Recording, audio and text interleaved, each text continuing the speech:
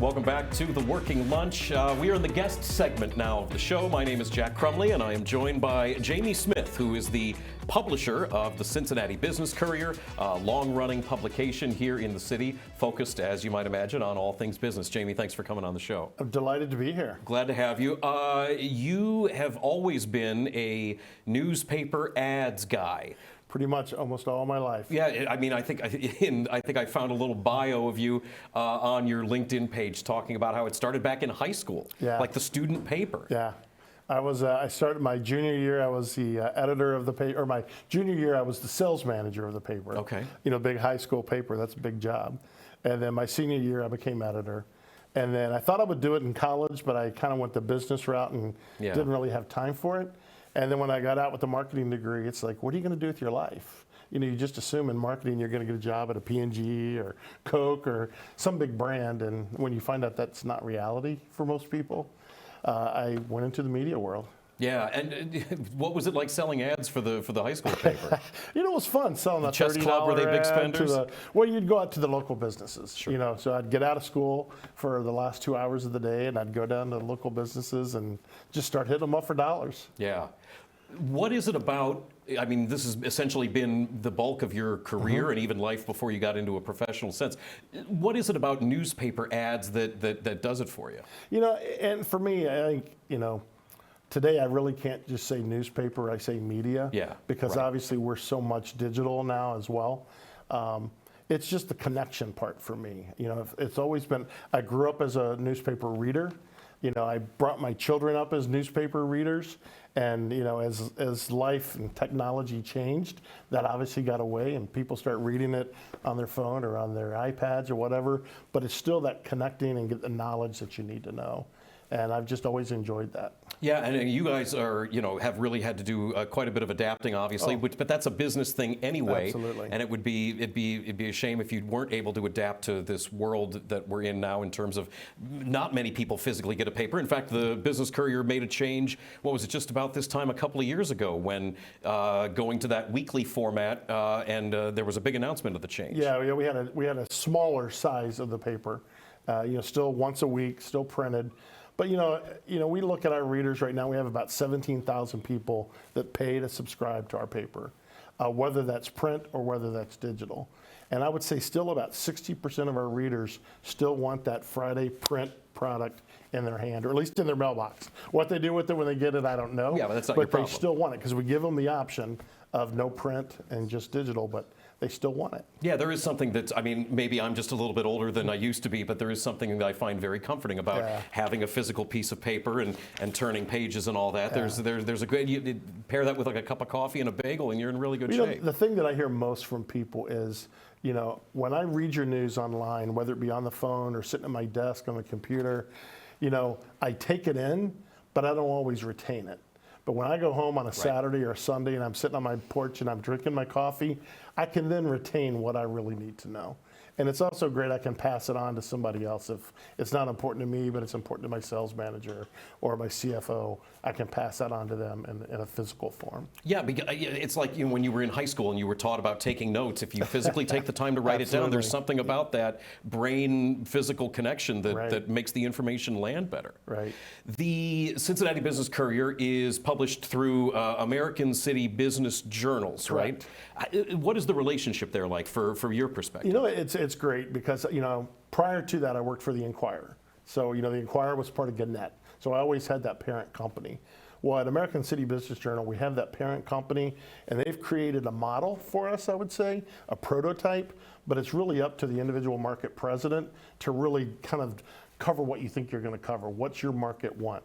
You know, if you look at our webpage in Cincinnati, Charlotte, or Orlando, they all look alike, but the quality and the content differs depending on what market you're in. Yeah, sure. The trade dress and everything looks very similar, and that gives you guys an opportunity to be really dialed in on the local level. That's got to be hugely beneficial to not have the big boss sort of breathing down your neck in terms of content. You know, it's always interesting because we have to, and I tell people this all the time, we have to listen to our customer.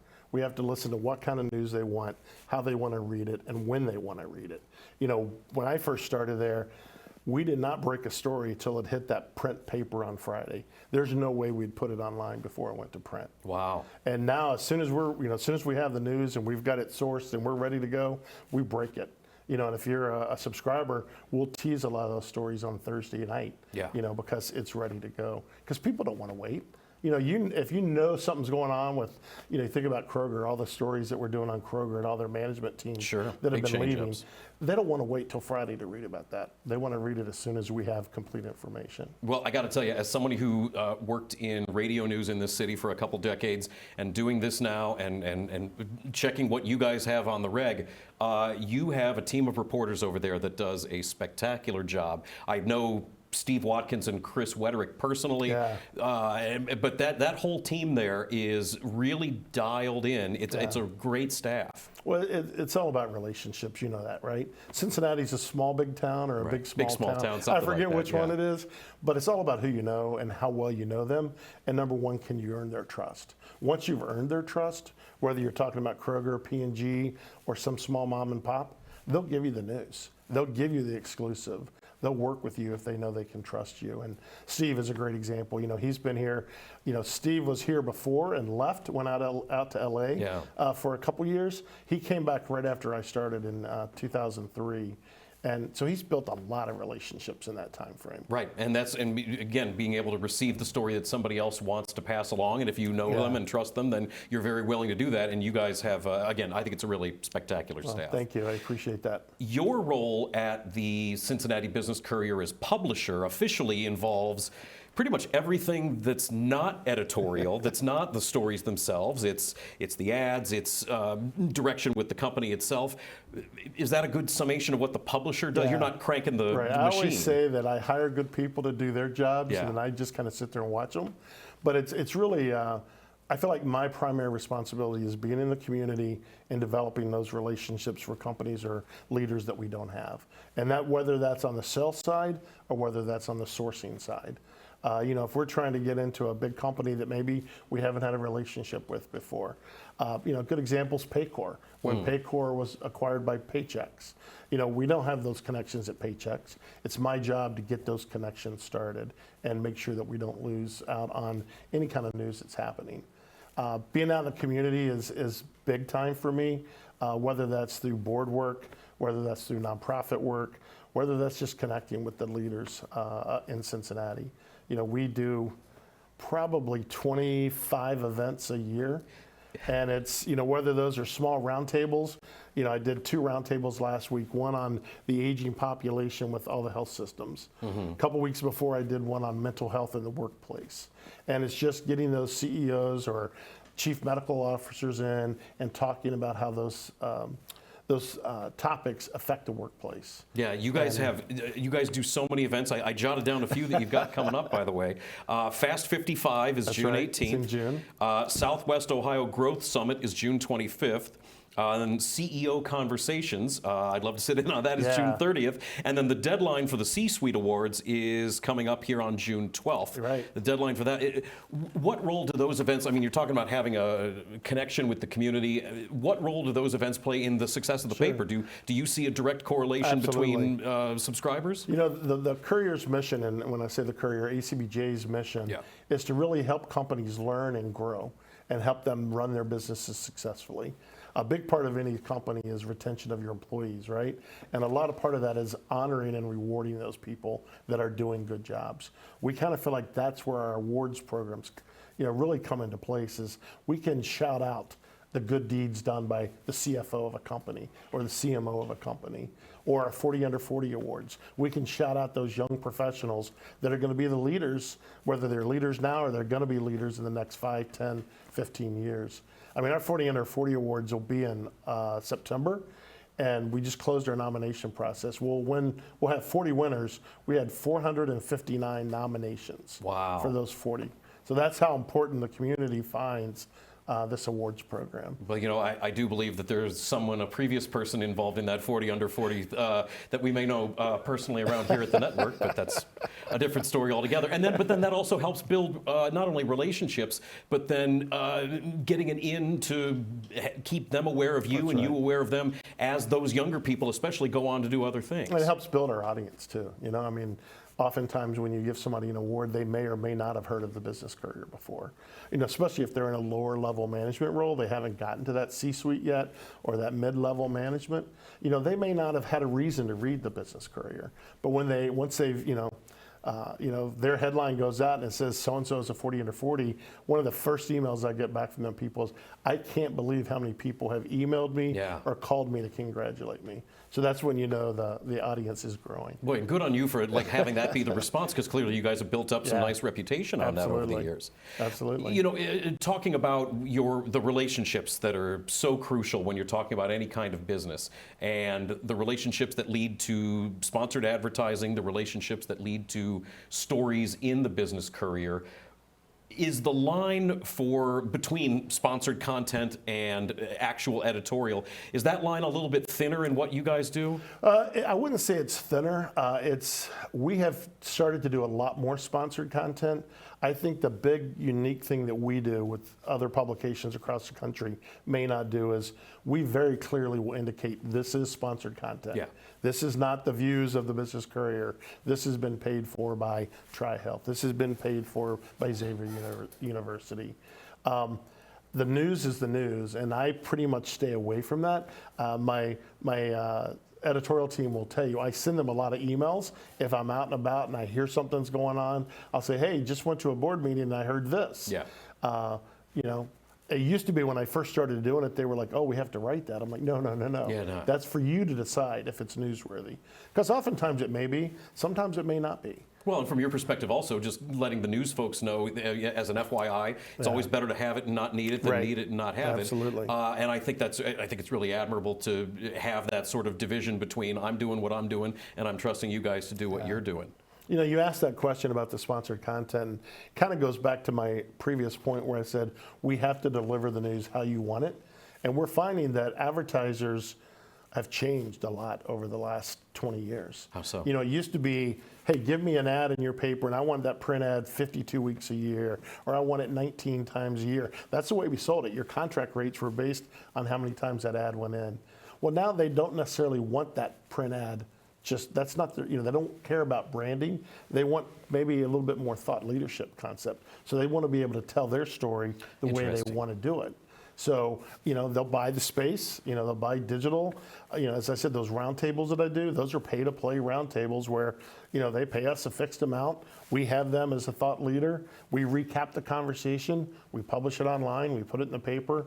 They're able to really show the community that they're a thought leader in the community. Well, yeah, and you guys have established such a nice platform to be able to do that with a level of credibility that it's rewarding. It's a rising tide that raises all boats. Absolutely. In terms of what you guys think about as far as audience goes, obviously business to business is a really big part of it, but B2C is an element. There are casual, regular folks that are reading that paper. Well, I always say, business owners are consumers too. So they want nice cars, they want nice homes. We have a couple realtors that use our paper every single week with their $1 million homes. Because they know that our readers can afford you. One of the things that I added probably 8 years ago. There was some change in what the daily paper was going to cover in the arts world. Mm-hmm. They were going to stop covering a lot of the arts. They were going to stop doing a lot of the reviews. And I had probably 3 CEOs or board chairs come to me from the ballet, the opera, the ensemble theater, and they're like, we need you. If we stop publishing things like this, we're going to lose grants, we're going to lose funding, we're going to lose ticket holders. And so I'm like, I'm not sure that's our audience. And then I pause for a moment to think, who buys subscriptions to the ballet? Who buys subscriptions to the opera? Who are the board members of these organizations? Who are the future board members of these organizations? So I took it to my management team and I said, I think there's something here. And, I had to go find some funding, back to that sales world. That sounds familiar. Even though it's not always pay to play, it's like, all right, I've got to find funding because I can't just give up 2 to 3 pages of my paper each week to the arts and move out, Sure. the corporate news. So I was able to do that, partnered with ArtsWave, partnered with a couple family foundations to cover it. And it's been a win-win ever since. Boy, that's really spectacular. I've been lucky enough to have a couple leaders of some arts nonprofits here in town. Had Catherine Reitman Sigworth on last week ahead of their Photo Focus opening. It's a beautiful building, isn't it? Amazing building. We'll have some pictures of that building coming up here later on in the show. Really nice event they did. Lynn Myers at the Ensemble Theater. One of my favorite people in Cincinnati. Right. But my point is that the art scene here is really incredible, and it is funded by so many business types here, and keeping the word out about what's going on in that, again, is a way to keep the machine going. Yeah, you talk about kind of my job. I was recently on the cabinet for ArtsWave. James Zimmerman, who ran the community campaign this year for ArtsWave, he reached out to several people in the community and says, I need you to help me help ArtsWave. We need to raise money. Yeah. And so, I'm reaching out to probably 60 CEOs around town saying, hey, it's that time for you guys to give, time for you to get your employees to give. And, does that help me at the end of the day?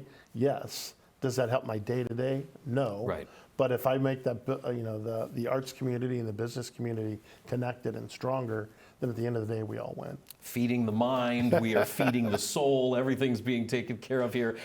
We are going to take a break. We'll be back with more Jamie Smith from the Cincinnati Business Courier here on The Working Lunch. You're watching The Crown. Stick around.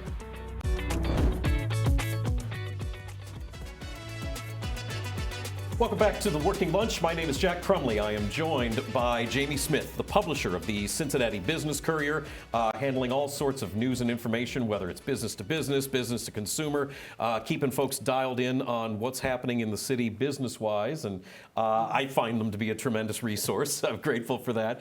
Where did you grow up? I'm a hillbilly. I grew up in Kentucky. I grew up in central Kentucky on a dairy farm. I was raised on a 1,000-acre farm and spent all my childhood pretty much on that farm. Were you like milking cows and stuff? Oh yeah, we would milk about 100 cows a day, twice a day. Wow. And we had tobacco, corn, everything a farmer has. I learned at a very young age I wasn't going to be a farmer. Okay. I didn't not want to work that hard. Was there a specific incident on that, or you just realized, boy, this is really rough? That long, Yeah. I mean, those days would, summer days, I'd get up at 4 in the morning and I'd probably get in from the barn at 9 o'clock at night. Well, yeah, because then you're waking up that early, and then you still got to go to school. Yeah, absolutely. Oof, that's a lot. So I knew I didn't want to be a farmer. I was the first in my, not only my immediate family, but from my grandparents' side to graduate from college. All right, congratulations, that's wonderful. So I went to the University of Kentucky, met my now ex-wife at UK. She grew up in Fort Thomas. And I don't know if you know much about Fort Thomas girls, but you don't get them out of Fort Thomas very often. Okay. Make a note. So we moved to Fort Thomas, and that's how I ended up in Cincinnati. Yeah, I was going to say, so that's how you got your foot in the door to get to know this region. You already had a little bit of experience newspaper-wise going into that. And then when did you start at the Business Courier? Well, I started in the Courier in 2003. As I said earlier, I spent about 11 years at the Inquirer. You were at the Inquirer. But my start came at the Recorder newspapers. They were in northern Kentucky, 3 little community papers, 1 in each county.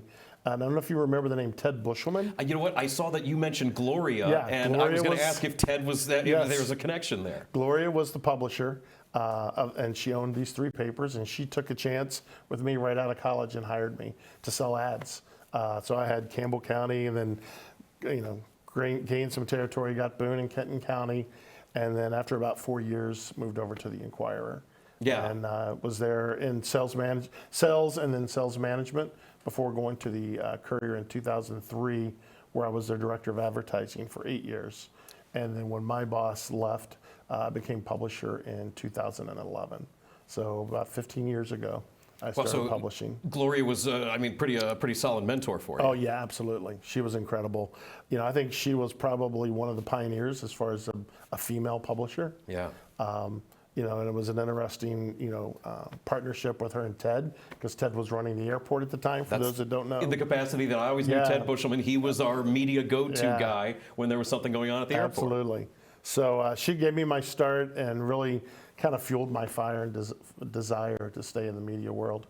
How important is that from your perspective, the idea of having mentors and mentees and trying to bring people along? I think it's one of the most important things. I have 3 adult children now, and I tell them all the time, if you're not being mentored by somebody, you should be mentoring somebody. And it doesn't matter what your age is. I still have mentors to this day that I work with or I talk to from time to time. I had a VP at the Inquirer who people used to laugh at me, but we were on the 17th floor of the Inquirer. And if I saw my VP heading for the elevator sometimes, I would make a trip downstairs just so I could ride the elevator with him. Just to be stuck in a small room with that person. 2 minutes with him to ask a question or to say something or just to show that I had interest in more than, the daily job. So I think mentoring is just super important. Well, and it gives I think someone who's new to a business or to an organization, it gives them an idea of what things are like someplace else. It gives them an idea of what their goal can be. It's such a wonderful way to introduce somebody to all of the options they have. Yeah. I've done a lot of work with Big Brothers and Big Sisters here in town. Junior Achievement, those are 2 organizations that are kind of founded on that mentoring arrangement. And I think Jessica Esterkamp, who runs Big Brothers and Big Sisters now, we've just really, I just love watching what they're doing to open the mind of a child that doesn't have a mentor. Yeah. It may not even have a parent, or at least a parent that can give them what they need. And I just think you get in the business world, you need that mentor to know what's next, what could be next. And especially, on a personal level, like what you're talking about with Big Brothers and Big Sisters, the idea that there's more to life than maybe what could be really challenging and what you know. But even there's a connection there between with a business mentorship too. The idea that just because you're stuck in the mailroom right now, that doesn't mean that's where you're always going to be. And let's talk about what you want to do with yourself. Yeah, absolutely. I think it's so important. I've, being a farm kid, trying to envision what my future would be, I didn't know what that was like. I didn't know how to make that step, but I knew I had to do something to make it happen. And, fortunately, my kids, we're always given that opportunity. You can do whatever you want to be, whether that's a doctor or an architect, and I have one of each. Wow. You can do whatever you want to do. You just got to figure out what it is. How long do you need to be publishing the Business Courier to pay for all that schooling? Well, it's funny. I spent all day Friday looking at wedding venues for my daughter. So well, congratulations. I may be working for a while longer because that's not cheap. That's funny. That's good. One other thing about your career that I did want to ask you about, there was a brief period where you were out of the newspaper advertising game altogether, working for Teleflora. You got it. Tell me about what that process was like. As I said, I had worked at the Recorder for 4 years, and it was a great job, but it was a small job. Sure. And I could see no opportunity for me to get up a level from there. Even if I got promoted to a manager, I still wasn't going to be making a lot of money. My dream was to work for the Inquirer. I could not get an interview there to save my life. Wow. No matter how many times I sent a resume in, how many times I saw job postings, couldn't get in. And that was with the connection to Gloria and whatever you're trying to do. Absolutely. And so I'm like, I've got to go somewhere else. So I saw a job posted, for Teleflora. It was a marketing rep. I covered the whole state of Ohio and northern Kentucky, and I would visit retail flower shops, like any flower shop you see, and I would get them to, number one, join Teleflora. And that gave them the ability, if your grandma lived in Louisville, you could go to your flower shop and they would call the Louisville flower shop, so you didn't have to do that. And I would help them with their marketing, helping them, show them how to grow their floral business. Boy, that's folks. First off, you need to understand there was a time before the internet where a lot of business was done by dialing 800 numbers. Absolutely. And having different small-time floral shops join a network. Was that a tough sell? It really wasn't, because as you said, there was a need. Yeah. Everybody's family or friends, or think about somebody's friends died. Right. You needed to send flowers to them, and it was just like a phone book. I mean, Teleflora had a book about this thick. Wow. There was nothing but flower shops across the country. And because you sold them that, they had the ability that if somebody in New York died and they needed a flower shop in, Cincinnati, they would look through that directory and call, whoever it was here. Boy, and then all of them able to sort of share in the business on that. That's an interesting business. But eventually then I did that for 4 years, and then I started my family. So I think my second son was born, and I'm like, you know what? I'm driving all over Ohio And I mean, I was driving, wouldn't get on a plane. I was driving to Marietta. I was driving to Bowling Green, Toledo, Cleveland, and wasn't seeing my kids. I'd be gone all week. That's a lot. And I'm like, I've got to get back home. And I saw an ad for the Inquirer, and I answered it, and I got a call like right away. And I spent 6 hours at the Inquirer interviewing that very next day. That was a and 6 hour long interview? Walked out with a job. So I'm like, I've been trying to get on here Wow. for 4 years or 8 years and had never been able to. And like that one day. And then lightning struck. It struck, and met 4 different people, got right to the VP and started right away and stayed there for 11 years. Good for you. In your transition with the Business Courier, going from stepping up into the official publisher role, was it director of sales before that? Director of advertising, we call it, but basically a sales director, yes. What was that transition like, really stepping into the capital P publisher position? It wasn't hard, because if you think about a director of sales, you're out there introducing your product to those CEOs and those CMOs and those COOs. So I was already making connections with the top, the top people in these companies. So once I changed over to that publisher role, I was still making those connections, but it was for different reasons. Is that why you think so? I mean, there's so many media companies where it seems like the sales manager, the person in charge of ads, when there's an opening then at the top for management, usually it's that person. It's not just about the money part of it specifically, right? It's about the relationships that have been built up from someone at the top on the sales side. When I started as publisher, I was probably at the beginning of that point where it used to be the editors became publishers. Yeah. And I think what they found out was editors didn't really understand P&Ls. Editors didn't really understand the whole sales process. Right. They're too busy screaming about needing pictures of Spider-Man. Right. And I think the key again is you've got to have a good hire. And I was fortunate because my editor at the time had been with the Courier, Rob Dahmeyer. He had been there, I think, 22 years when I took over. So I had an editor that knew what he was doing. So I didn't have to worry about the news aspect of it. I mean, obviously I watch it. I proof everything that runs in our paper, but I had a good news team. And that Rob has now left and gone on to our corporate office. He's VP of content for all 40 of our markets now. And Tom Demiropoulos, who was my real estate reporter for years, stepped into that role as editor now. So it's kind of fun. I tell people my editor was an intern with the Courier. Oh, wow. My managing editor was an intern at the Courier. And we've probably had 4 or 5 of our summer interns that are now either reporters or web editors of papers across our chain. Well, that's really, I mean, it's just nice to know that, again, that upward mobility, the idea of mentoring people and bringing on interns and watching them grow into a career there. That's great. Yeah, absolutely. It's great. Jamie Smith is the publisher of the Cincinnati Business Courier, one of the great papers here in town, really keeping track of stuff that nobody else is. Even if you're not a business owner, allow me to put in a strong suggestion to get yourself a subscription to the Cincinnati Business Courier. Jamie, thanks very much. Thank you. Thanks for those great words. Thank you. This is The Working Lunch. We got to take a break. We'll be back. You're watching The Crown.